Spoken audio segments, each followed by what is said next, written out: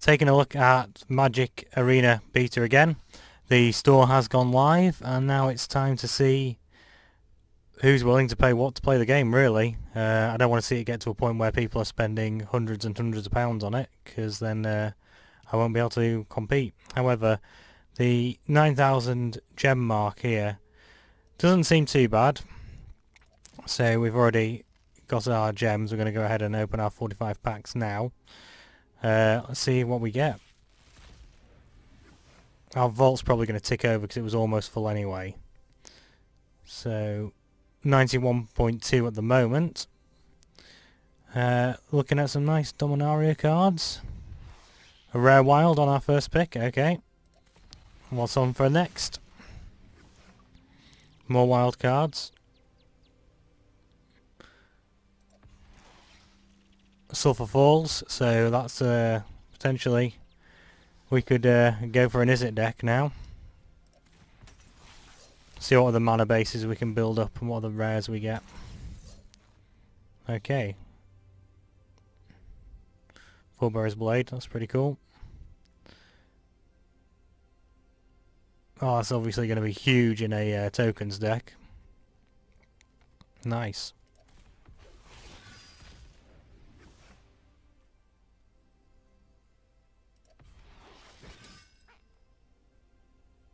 Seal Leaf Champion. If you're playing mono green for 3, can't really say much more against that, can you? And Sarah Angel there, making a comeback, an old staple from back in the day. So we're at 101.2 vault progression.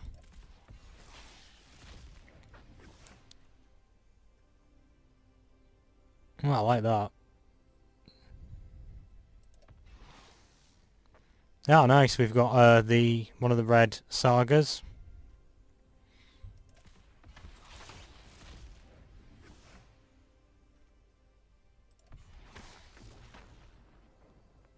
Interesting. Wow. So, if you can get this guy on board at 4 mana, so 1 generic, 1 blue, 1 red, 1 white, you can then play 1 of any colour mana to play any spell you want. So I'm sure there are people who are building around this guy and abusing it. That seems very interesting. Maybe it's too janky for constructed, but to me it seems interesting. Ah, so we've got one of the fungus guys here. So I'm interested to doing the black-green sapling fungus tribal deck. That does seem like it could be quite fun. What we've got, black-white tribal, so knights with vigilance.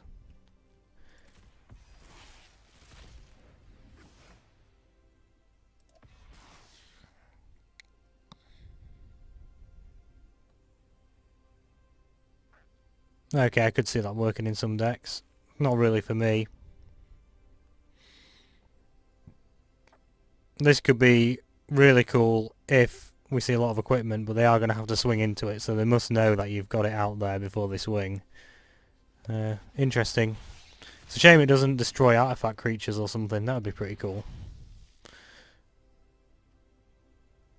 Oh, look at the artwork. Yawgmoth's Vile Offering. Put up to 1 target creature or planeswalker card from a graveyard onto the battlefield under your control. Destroy up to 1 target creature or planeswalker. Exile Yawgmoth's Vile Offering. I mean, look at that. That is one of those times where you see a piece of Magic artwork and it just blows you away. I mean, all the artwork's good. That's the thing with Magic nowadays. The art's so good on all the cards, it's hard to even pick things that stand out. I do like that as well, actually. Another one of these guys. So, Slimefoot the Stowaway. Oh, Demon. Excellent. Flying and Trample.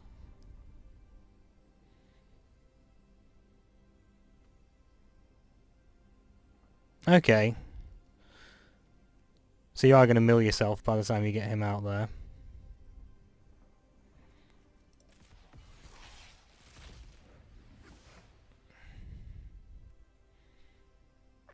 We've got a red-black legendary, rare wild, common wild.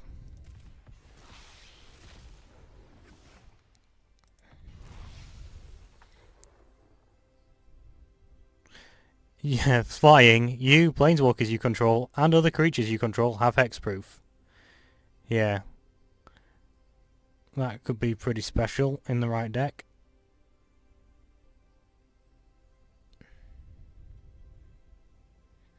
Here we go with an engine for making saplings for the potential sapling deck.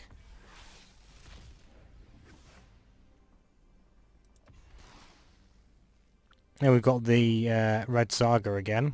That's pretty cool. Sapling migration, you can just see them running along on their little fungal feet. That's pretty comical. Very enjoyable. Isolated Chapel, so now that's obviously could be for the black-white vampires. Interesting. We had a rat colony there as well. That could be good. That's our big pick, a rare wild.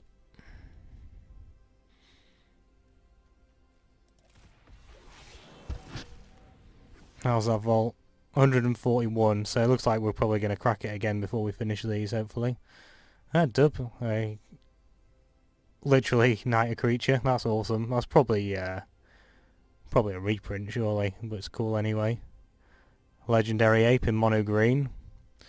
Line of War Elves, that could quite easily go in a mono green deck, obviously. And here we go, Elves. Mono green Elves.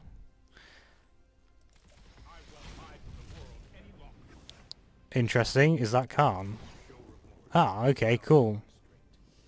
We've got Hero of Dominaria, Teferi, and we have a Black Saga. It's pretty awesome. First Planeswalker I've pulled in Magic Arena.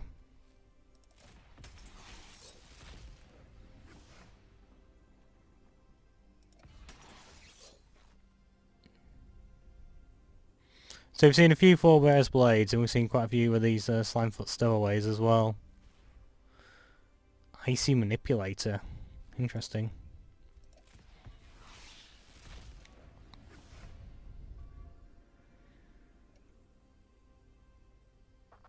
Legendary Leviathan. Isolated Chapel. That black-white mana base might just come along nicely.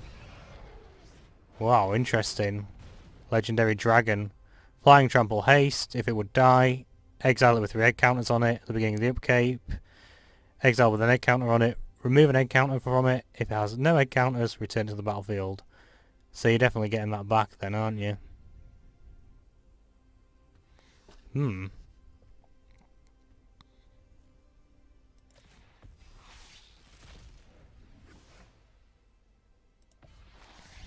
Rare wildcard. Charge. Straightforward.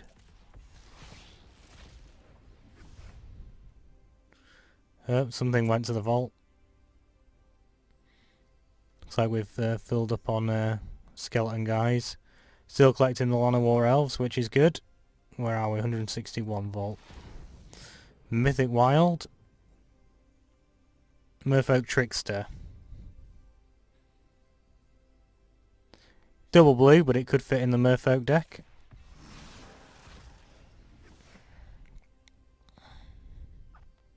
Nice, and is it Wizard?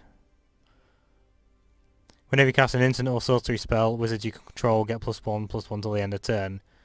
So yeah, that is pretty cool. Dread Shade. Someone needs to go mono black, but that could be a thing.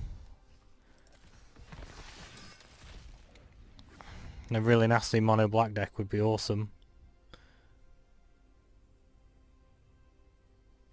Another one of these guys, so I think we've on the playset now. Ooh. Zombie Knight. Joss Vess. If it was kicked, create 8/2/2 black Zombie Knight creature tokens with Menace. So he's 4 normally. And then they're asking you to pay another 6 on top of that. So, if you can get to 10 mana in a mono black without losing the game, potentially, that's good. And if you have a zombie tribal theme, you might be able to boost those 2/2 zombies to 3/3s or 4/4s maybe.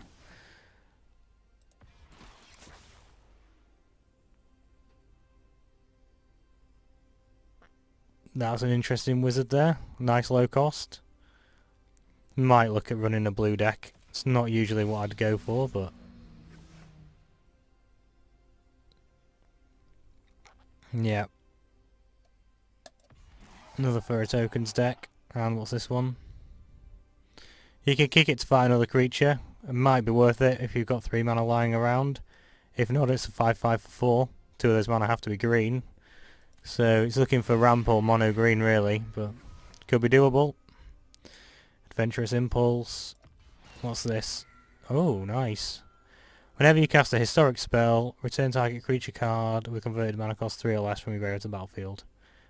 So, as a reminder, a historic card is any legendary, artifact, saga or enchantment. No, saga enchantment. So legendary, artifact or saga.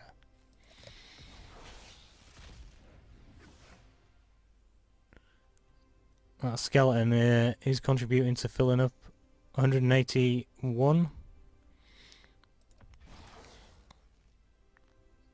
Famine Incarnate. As an additional cost, to cast this spell, you may sacrifice any number of creatures. The spell costs 2 less to cast for each creature sacrificed this way. When it enters the battlefield, up to one target player's life total becomes half their starting life total, rounded down. So obviously that means you can use it in Commander or Brawl or anything else that adjusts the life total.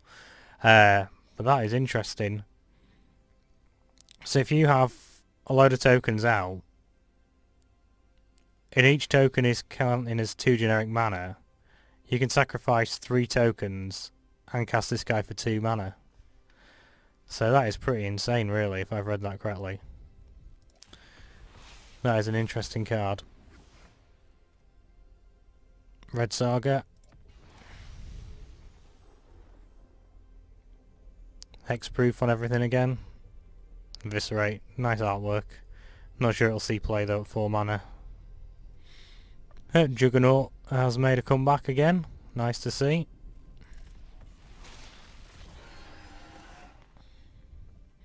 Lana War must be on the playset nearly for these.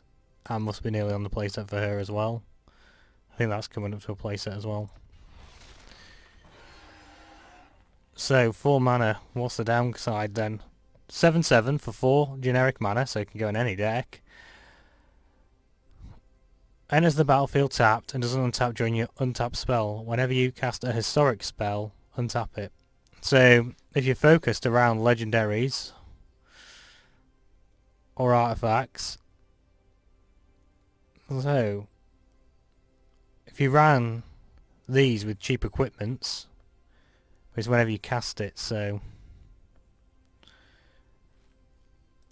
I'm sure you could brew around that and make something quite special.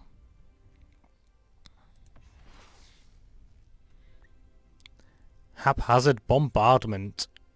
Let's not make any jokes about the current political climate, guys.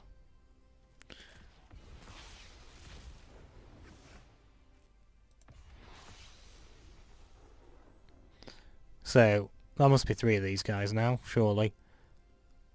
I like the art on that work as well. The artwork on that, very nice. Deep freeze.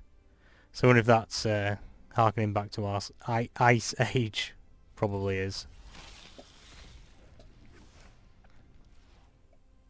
We've got to be full on her now, surely.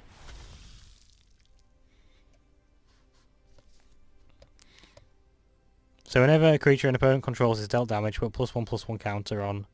And you can play 3 in a red to deal 2 damage to a target creature. It's a lot of mana out the gate. Could be good though. In the right home. Could be good. This guy again.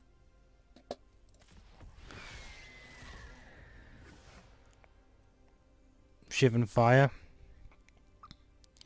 2 damage, or kick it for 4.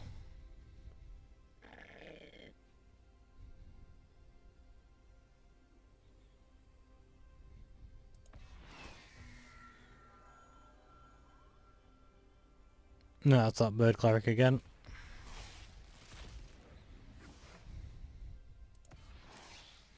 Rare wild card. Well, that's what we like to see.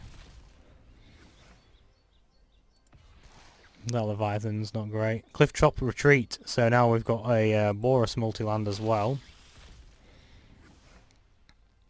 Nice. I wanted to see one of these for the Merfolk deck. It might be worth just playing around with a little bit. One of these vampires again.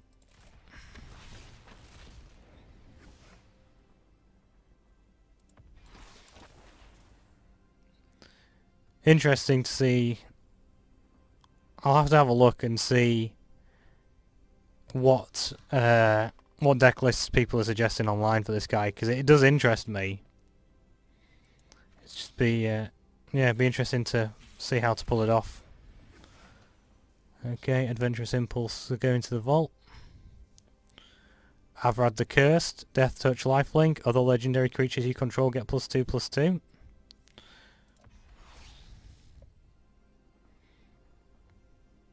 Return all legendary permanent cards from your graveyard to the battlefield.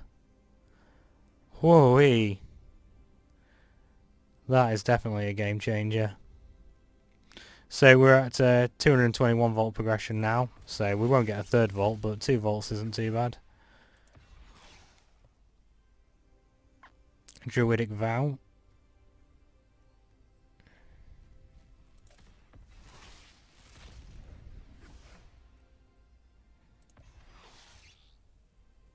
Fall of Thorn. So we've got a White Saga.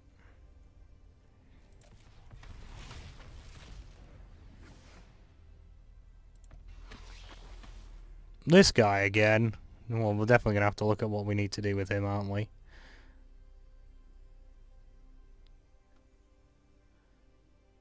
When Urgarus the Empty one deals combat damage to a player, that player discards a card at random. If that player can't, you draw a card. Could be interesting.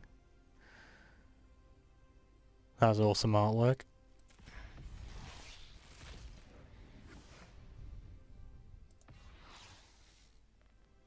We've got a Blue Saga. Hearing a sound effect. Who have we got? Oh, nice. So really, depending on how good Teferi is in the meta and what can be built around him, I'm being pulled towards that because obviously we've got 2 copies of him now. So draw a card at the beginning of your next end step, untap 2 lands. Okay. Put target non-land permanent into its owner's library 3rd from top. -8. You get an emblem with whenever you draw a card, exile target permanent an opponent controls. Okay. Without going too crazy, there is the blue mer guy who gives all your merfolk an ability to draw a card whenever they deal combat damage. And there's the other one who gives them tokens, and the other one who says if they've got tokens, they can't be blocked. So if you were willing to go with green, white and blue, I mean it's janky as hell heck, isn't it? But then you could -8 and swing with unblockable merfolk that make you draw a card, and it would be interesting to see if you could remove every permanent from the opponent's side of the board with that. I think it'd be worth playing around with just for fun. So you're not going to hit it all the time, but it would it'd just be one of those edge case scenarios, I think. Could be fun though. Okay, so vault rewards are uncommons and commons, 2 rares and a mythic. So we will claim those, and I think it's just the same each time, isn't it? Yep. So where does that put us? We have 18 common, 20 uncommon, 9 rare and 5 mythic. So that should be enough to craft something with. Plus we have all our challenges and packs to unlock, everything to play for. I like the new reward structure there, the new amounts you can win. Going to have a look at quick constructed and drafting as well. We've got 200, so I don't think that can even buy us a draft. How much is quick constructed? To enter, 95 to enter. And just try and get as many wins as you can before you get 3 losses.